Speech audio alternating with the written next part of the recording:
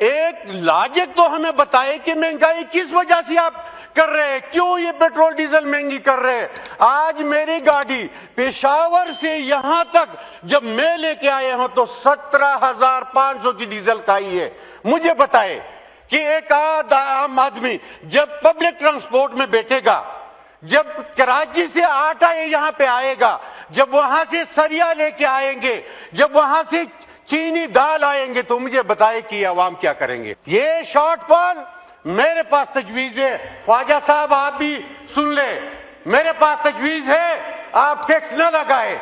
इमरान खान की मुलाकात पे टैक्स लगाए, दावे से कहता हूं कि आपके शॉर्टफॉल पूरा हो जाएगा। भाई वाइंड अप करें, वाइंड अप करें। ये है एक लीडर की क्वालिटी कि वहां पे जेल में पड़ा है लेकिन अवाम इंतजार में करे। खुदा की कसम, अगर आप 1 करोड़ रुपए मुलाकात का भी टैक्स लगा दे तो सबसे पहले मैं पे करूंगा और वहां पे जाऊंगा। लिहाजा क्वालिटी चेक करें।